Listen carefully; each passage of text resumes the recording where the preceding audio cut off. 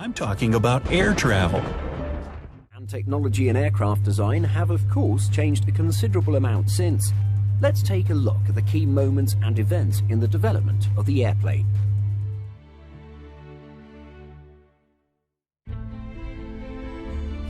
The first successful powered flight took place and it was built by Wilbur and Overwright. The aircraft flew for the very first time on December 17, 1903. It flew for just 12 seconds, skimming 120 feet across the sands. Here is the image of the aircraft built by the Wrights. The first passenger service flight started in 1914 and it flew for about 20 minutes into Florida. Due to lack of technologies, passengers from the 1930s were rarely seen without their jackets or coats on because it was really chilly inside, since there was no heater in the cabin and it was really rare at that time. In the 30s, the low pressure at high altitude makes it more difficult for air travelers to breathe because their body finds it hard to absorb oxygen. Turbulence was another setback of not having the normal pressure on board. Pilot couldn't rise more than 15,000 feet from the ground. In the 1930s, many aircraft had either weak or no soundproofing at all. So, passengers on board had to deal with loud noise from the engines. One air trip from New York to Los Angeles took about 25 hours in the 1930s. That was how slow it was in the early stage of air travel. To get from one place to another, there will be a dozen stops as well as refuel a couple of times. The first modern passenger airliner was built by Boeing. The Boeing 247 was unveiled in 1933, based on low wings, twin-engine bomber with a retractable landing gear. Built for the military, it accommodated 10 passengers and cruised at 155 miles per hour with insulated cabin to reduce engine noise level inside the plane. But still, this aircraft was not a pressurized one. The first pressurized aircraft was introduced in 1940 and was first flown by TWA. Air was pumped into the aircraft as it gained altitude to maintain an atmosphere inside the cabin, which is similar to the atmosphere that occurs naturally at lower altitudes. Now, this aircraft could now fly as high as 20,000 feet and reach speed of 200 miles per hour.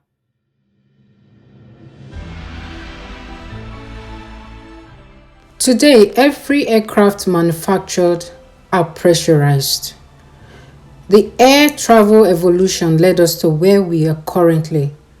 Different manufacturers now uses the latest technologies to build more modern and digitalized aircrafts, which uses intelligent digital flight assistant to perform some functions in the cockpit, sometimes substitute for a co-pilot. Looking further ahead, there are moves to radically change on how aircraft are powered. The world's addiction to fossil fuel needs to be dealt with if we are to have any chance to halt global warming. Some manufacturers are already looking for ways to switch hydrogen as fuel source. But what would it be like for the passengers? Nonetheless, there are numerous challenges in zero emission aircraft, which Airbus is targeting to launch in the year 2035. How were tickets bought then and now? And what would the future be?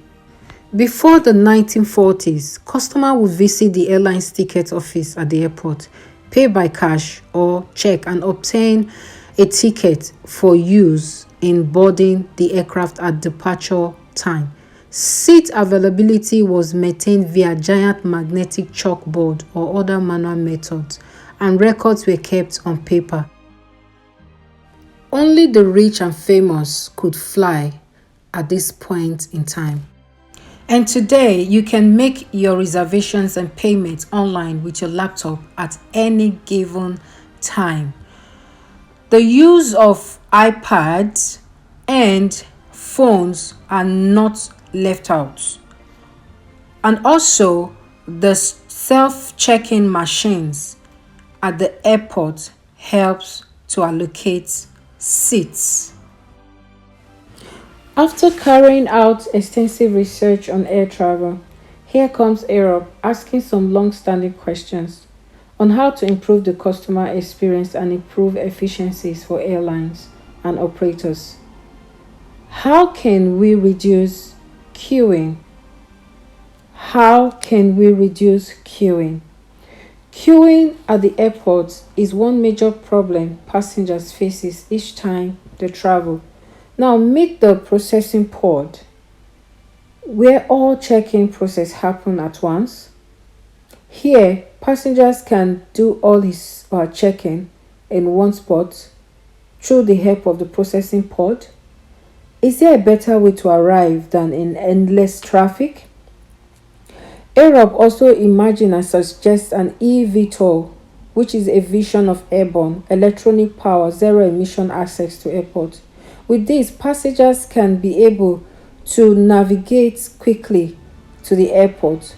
This helps reducing congestion on the streets below. That's the work of the eVTOL. Here, technology and data are improving every element of design and construction. 3D is becoming 7D modeling, reducing cost and improving efficiency for aviation construction.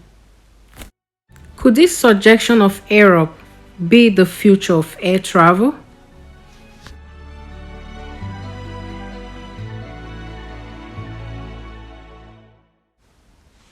For me, it's a no, no, no.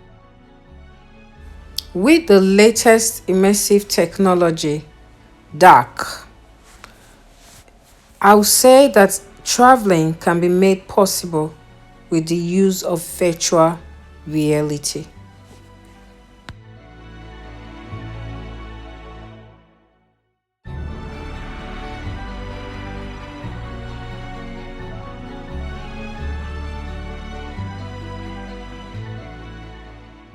What is virtual reality?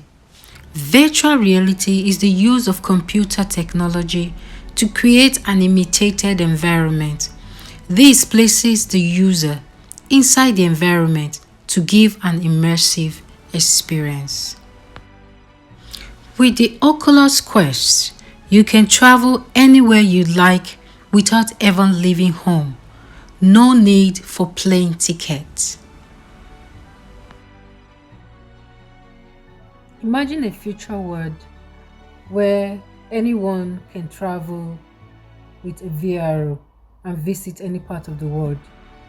I could be in my bedroom right here in Glasgow and throw on my headset and straight up I go to Nigeria, meet with my family and friends, and then have good time, travel back to Glasgow without using the regular flight means. Okay, I don't have to worry about flight tickets, I don't have to worry about the turbulence, I don't have to worry about bad weather, checking in, queuing, and so many. So if everyone can accept the future and travel with VR, the world will be a better place.